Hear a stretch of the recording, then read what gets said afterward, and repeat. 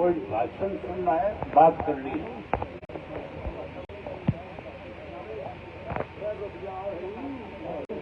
मैं भी आज कोई आपके बीच में भाषण देने नहीं आया, मैं भी आप लोगों से मिलने के लिए आया हूं, आपसे बातचीत करने के लिए आया। 8 वर्ष में भाजपा की सरकार बनने के बाद इस किस्म के हालात प्रदेश के रहे। इस 8 वर्ष में आपके सामने कौन कौन सी कठिनाई आई, आज किन परिस्थितियों से आप जूझ रहे हैं, इन सब बातों की जानकारी लेने के लिए आपके बीच में आए। मैंने आपके गांव की कुछ जानकारी हासिल करी है। बड़ी हैरानी की बात है, तो बहुत बड़ा गांव है, मेरी ख्याल 24 का सबसे बड़ा गांव होगा, या इससे भी कोई बड़ा है 24 में, तो बड़ा गांव है। मैं आज 8 दिन हो गए मुझे सिंगार गांव से परिवर्तन यात्रा लेकर के चला था, और सिंगार से फिरोजपुर झिरका की तरफ गया, वहां से लू में आया, लू से फिर भीड़ के कोई 25-30 गांव में जाके आज आपके होटल के गांव सोंद में आए। ये पहला गांव ही होगा आपका मेरी ख्याल, होटल हल्के का। मैंने सारे गांव में लोगों से पूछा था आपके यहाँ क्या क्या दिक्कत है। कोई गांव ऐसा नहीं था जिस गांव के अंदर लोगों ने खुल करके ये ना कहा हो कि हमारे पीने के पानी की सबसे बड़ी समस्या है। मैंने सोचा कौन तो बड़ा गांव है, यहाँ तो बीजेपी का एमएलए भी है, यहाँ तो लोगों को पीने के पानी की सुविधा जरूर मिली होगी, लेकिन हैरानी की बात है आपके यहाँ भी पीने का पानी नहीं है। पीने का पानी है कि नहीं है तुम्हारे यहाँ? पीने के पानी की दिक्कत है। भाजपा की सरकार है, भाजपा का एमएलए है, लेकिन पानी का बंदोबस्त नहीं है। अगर कोई घर में मेहमान आ जाता है तो उसके लिए भी पानी मोल लेके आना पड़ता है। तो सरकार पीने का पानी नहीं दे सकती, उस सरकार से आप क्या उम्मीद करोगे कि वो तुम्हारा कोई भला कर देगी? ना पीने का पानी है, ना नहर में पानी है। उसके साथ साथ तुम्हारे यहाँ अस्पताल है, हॉस्पिटल है क्या गांव में? डॉक्टर भी है कि नहीं है? हॉस्पिटल तो है, डॉक्टर नहीं है, दवाई नहीं है। दवाई कहां से होगी जब डॉक्टर नहीं है? स्कूल कितने का है? 12वीं तक का स्कूल है, मास्टर तो पूरे होंगे उसमें, स्कूल में मास्टर भी नहीं है। जो सड़कें चौधरी ओम प्रकाश चौटाला ने आपके यहाँ पे बना दी थी, वो सड़कें खत्म हो गई। नए सिरे से उन सड़कों के ऊपर किसी ने खड्डे भरने का काम भी नहीं किया। वो जो के जो टूटी पड़ी है, चाहे वो पंचायती की है, चाहे वो आपके गांव लोहनी का है, सड़कें हैं, ना सड़क है ना सिंचाई का पानी है। तो सरकार हमें हमारी मूलभूत सुविधाएं दे ना सके, उस सरकार को सत्ता में रहने का हक है कि नहीं है? तो सत्ता से ऐसी सरकार जाए, इसके लिए चौधरी ओम प्रकाश चौटाला जी ने पूरे प्रदेश के अंदर परिवर्तन यात्रा का आयोजन किया। और परिवर्तन यात्रा की जिम्मेवारी मेरी लगाई है कि मैं पूरे हरियाणा में पैदल चल करके लोगों के बीच में जाऊं, लोगों की समस्या का भी पता करके आऊं, और उसके साथ साथ इस सरकार की वजह से क्या क्या दिक्कत कठिनाई है उसके बारे में आपसे बातचीत करके आऊं। आज अगर सारी सुख सुविधा होती फिर ये दोनों भाई आज बीजेपी नहीं छोड़ते, फिर तो ये बीजेपी में रहते कि नहीं रहते? ये तो पहले छोड़िए,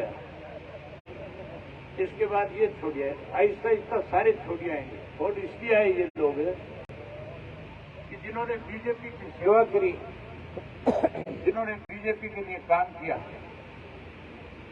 उनको तो जब टिकट का समय आया तो टिकट दिया नहीं। ऐसे व्यक्ति को टिकट दे दिया जो हमारा भगोड़ा है कि नहीं? हमारा भगोड़ा, उसको टिकट दे दिया तो इनका विश्वास खत्म हो गया। इनको भरोसा नहीं रहा कि तुम्हारा कोई मान सम्मान हो। लेकिन मैं विश्वास और भरोसा दिलाता हूँ, इंडियन नेशनल लोकदल पार्टी में इनको हमेशा सम्मान मिलेगा, हमेशा इनकी इज्जत होगी। चौधरी अभय सिंह चौटाला, चौधरी अभय सिंह चौटाला। इस गांव से तो वैसे ही बहुत पुराना संबंध है। यहाँ चौधरी देवीलाल आते रहे, यहाँ चौधरी ओम प्रकाश चौटाला मुख्यमंत्री रहते हुए आए थे ना तुम्हारे गांव में। जेलदार साहब के घर आते थे और आज मैं भी आया हूँ। कभी कोई मुख्यमंत्री तुम्हारे गांव में आया था क्या?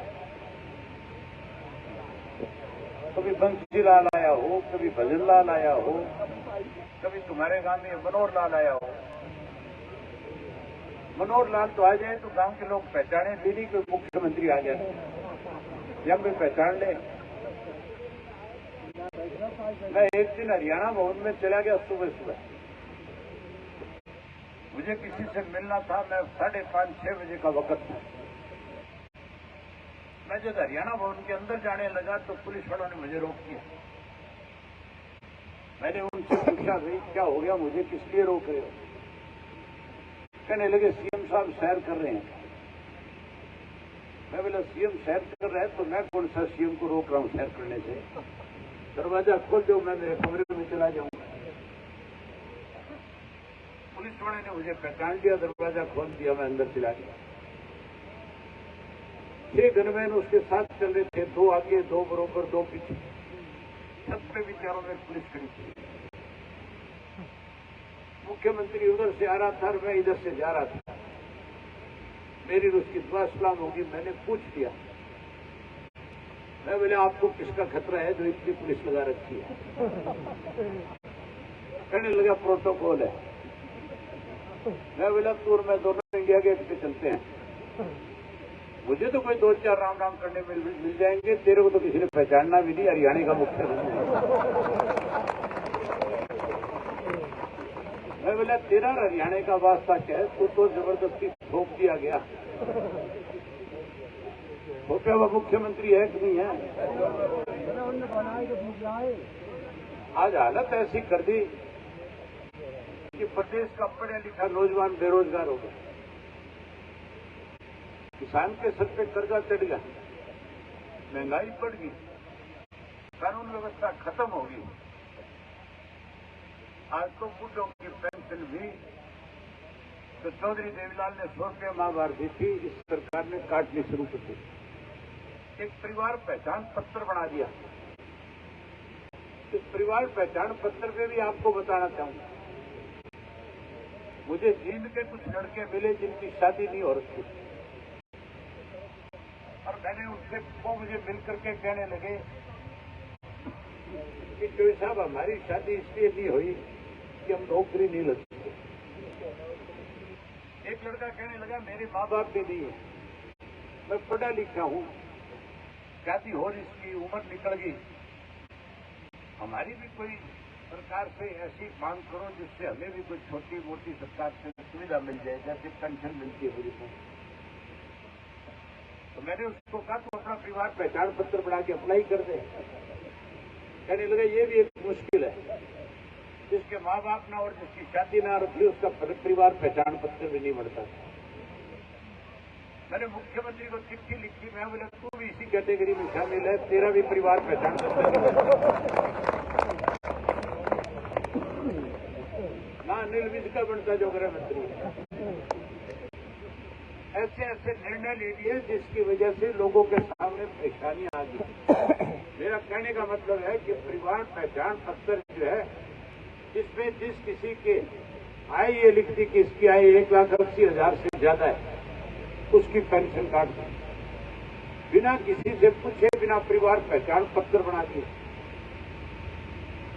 बहुत सारे लोगों की पेंशन कट गई, 5 लाख से ज्यादा लोगों की पेंशन कटी है। इसी तरह से बीपीएल के जो कार्ड हैं, गरीबों के जो कार्ड बने थे जिसमें राशन मिलता था, वो कार्ड भी काट दिए गए।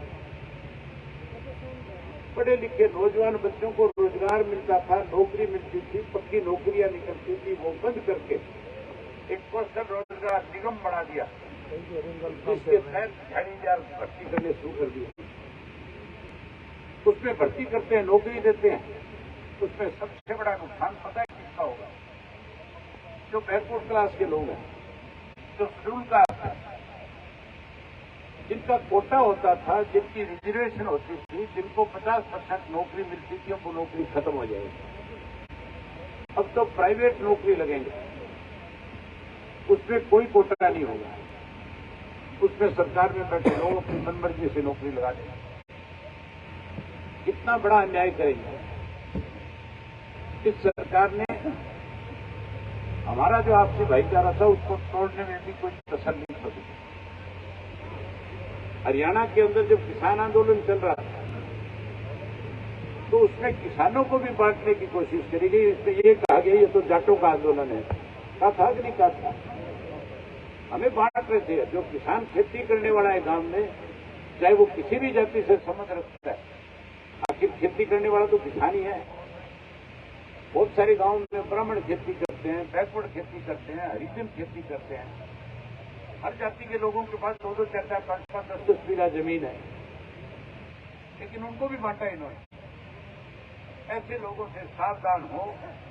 आने वाले समय में हमारे पढ़े लिखे बच्चों को रोजगार, नौकरी मिले, हमारे बुजुर्गों को मान और सम्मान की पेंशन बड़ी भी मिले। इसके लिए हमें परिवर्तन लाना है। परिवर्तन लेना चाहते हो कि नहीं लेना चाहते हो? लेना चाहते हो परिवर्तन? तुम्हें हमारी बात पे विश्वास और भरोसा है कि नहीं, पहले तो ये बताओ। है विश्वास? विश्वास है तो मैं आपके सामने 3 वायदे करके जा रहा हूं। आप मेरी बात पे विश्वास कर लेना। अगर आपकी सरकार बनी, अगर आपने परिवर्तन लाया, तो सरकार बनते पहली कलम से तीनों जो वायदे आज आपके बीच में करेंगे, उनका पूरा करने का काम करेंगे। जो पढ़े लिखे नौजवान बच्चे हैं, चौधरी ओम प्रकाश चौटाला जी ने खुद के उनके लिए कहा है कि मैं हर उस घर से, जिस घर का बच्चा पढ़ा लिखा है, लड़की है लड़का है, एक बच्चे को रोजगार और नौकरी दूंगा। जो नौकरी से वंचित रह जाएगा, जिसको किसी कारण नौकरी नहीं मिलेगी, उसको चिंता करने की जरूरत नहीं है। उसको हम 21,000 रुपये सम्मान भत्ता देंगे, ताकि वो भी अपना जीवन अच्छी तरह से बिता सके। बुढ़ापा पेंशन चौधरी देवीलाल ने 100 रुपये दी, लेकिन बीजेपी जेजेपी वालों ने सारी काट दी। इन्होंने पेंशन बढ़ाई नहीं। चौटाला साहब ने कहा है कि मेरी सरकार बनाओ, इंडियन नेशनल लोकदल पार्टी को सत्ता में लाओ, परिवर्तन करो। हम पेंशन बढ़ा करके 7500 रुपया देंगे एक आदमी। महीने के बूढ़ा बूढ़ी को 15,000 रुपये देंगे। जब 15,000 रुपये एक घर में आएगा, तो मान के चलो उस घर का गुजारा आराम से चलेगा। चलेगा कि नहीं चलेगा? आज महंगाई बढ़ गई, आज हर चीज महंगी है। आज तो घर की रसोई भी महंगी होगी कि नहीं होगी? गैस का सिलेंडर 400 वाला कितने का आता है? अब 1150 का नहीं, 50 रुपये कल और बढ़ा दिए, 1200 रुपये हो गया। हमारा ये फैसला है कि घर का एक गैस का सिलेंडर जो है हर महीने महिला को मुफ्त में देंगे, 1100 रुपये अलग से देंगे, ताकि वो अपनी रसोई का अच्छी तरह से काम चला। ये 3 वायदे आपसे करके जाता हूं। परिवर्तन लाओ, हर हालत में तीनों वायदे पूरे करेंगे कि हर हालत के अंदर इन तीनों की तीनों बातों को लागू प्रदेश में करने का काम करेंगे। जब चौधरी देवीलाल ने कहा था बुढ़ापा पेंशन ले आऊंगा, 10,000 के कर्जे माफ करूंगा, ट्रैक्टर को गड्ढा बनाऊंगा, तो बंसीलाल जैसे लोग कहते थे ना ये हो नहीं सकता था, और हुआ कि नहीं हुआ फिर। तो जो वायदा आपसे करते हैं वायदे आपके पूरे करेंगे। आप लोगों ने परिवर्तन यात्रा के अंदर गांव से बाहर आकर के जो स्वागत किया, जो अभिनंदन किया, जो दोनों भाइयों ने, सुनील ने, जगपाल ने जो ज्वाइनिंग करी, इनका स्वागत करता हूं। आपका इस बात के लिए आभार व्यक्त करता हूं कि आपने परिवर्तन यात्रा का जो आज आपके गांव में पहुंचने के ऊपर हौसला बढ़ाया और जो आपने समर्थन दिया, जो आपने कहा कि हम 100% परिवर्तन करेंगे, इसके लिए हम आपसे सदा आभारी रहेंगे। खास करके इस गांव ने जैसे ही आपके होटल में परिवर्तन यात्रा का एंट्री हुई, एक मैसेज दे दिया कि अब की बार होटल की जनता भी 100% बदलाव करेगी, परिवर्तन करेगी। करोगे परिवर्तन? बहुत धन्यवाद आपका।